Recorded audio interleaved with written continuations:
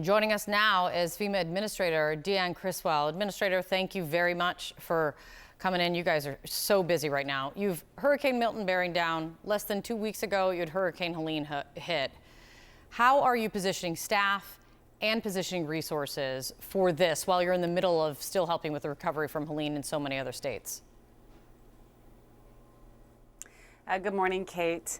I think the first thing is we have dealt with multiple significant events before. If we think back to 2017 with Harvey, Irma, Maria, or even 2020, where every state had a disaster declaration, and then we had significant hurricanes and a wildfire season. So we are prepared for this. We plan for this. I'm not saying it's not going to be a challenge, but I know that we are going to be able to meet everybody's immediate needs as Hurricane Milton comes in. We're pre-positioning resources like search and rescue teams, healthcare assessment teams, the Army Corps of Engineers for power assessment and generator support, and a lot of different resources to meet the immediate needs for the people in Florida, while also sustaining everything that we're doing, not just here in North Carolina, but all of the states that were impacted by Helene.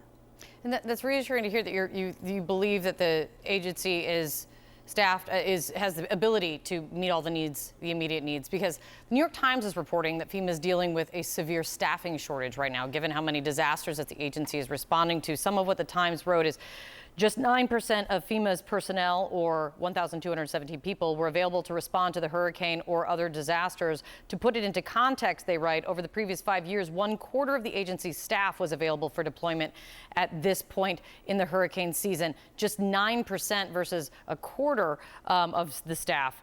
Does this staffing shortage hurt FEMA's ability to respond fully to Hurricane Milton?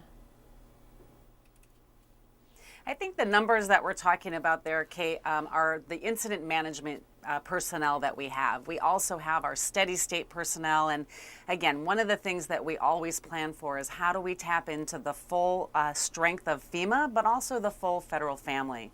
So a few of the things that we're doing is we are looking at all of our open longer term recovery offices and reassigning people to help support some of the immediate needs right now. We also can tap into what we call the DHS surge capacity, where we've got members from across the different agencies within the department that also come in and support us. We have these layers of staffing models because we know that we are going to have to face multiple events at once just like this. The rumors and misinformation swirling about FEMA can't be helping efforts right now. Some of it, like rumors that funds are being diverted or stolen to house migrants, which is a false rumor, has been pushed by former President Donald Trump. You have talked about this. FEMA's even launched a webpage to correct the record on the rumors that are swirling. But last night, Donald Trump continued promoting another false rumor about FEMA. Let me play this for you. So we're into almost $300 billion for Ukraine, and yet they're offering people $750 for immediate needs. For the worst, but for the worst hurricane that anybody's seen.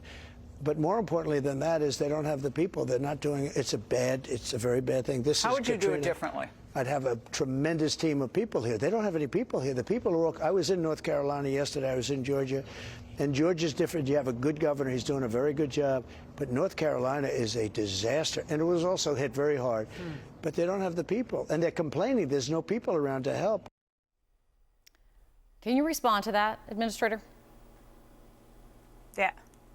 Yeah, I mean, his accusations are just completely false. I think the first thing I would say is just because you don't see somebody on the ground in a FEMA shirt doesn't mean we don't have people there. We have people that are embedded in the State Emergency Operations Center. I have teams that are walking around neighborhoods. I have teams that are embedded with all of the county EOCs.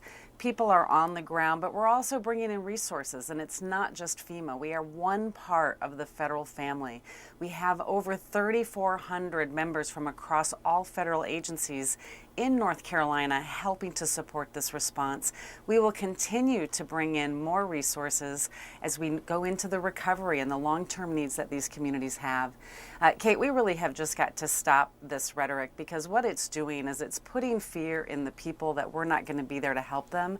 And I worry that they won't register for assistance with us and get access to the critical resources that they are eligible for.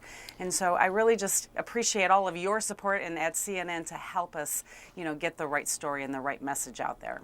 Because I mean this, false information when people are so desperate and in need is dangerous at the very least. Are you seeing it? Are you seeing signs that these rumors and the misinformation is taking hold, that it is becoming a problem and that people are grabbing onto it on the ground? I think that there is some people that are making, these claims and believing this, but what I see on the ground actually is the majority of people, the local leaders, the sheriffs that are also helping to fight back on this narrative. Letting people know that FEMA has been there with them, the federal government has been there with them side by side during the response and now the recovery, and they're the trusted leaders in that community. But I want to make sure that this has to stop, because if it continues, we will see more and more people not trusting their federal government to be able to give them what they need. And so I need people to register for assistance so I can get them the financial resources they need to support their recovery. Yeah, they need the federal assistance in these disasters. You need them to trust that the federal government will be there. If that trust breaks, you can see how catastrophic and dangerous it really could be for people. Administrator Deanne Criswell, thank you for coming on.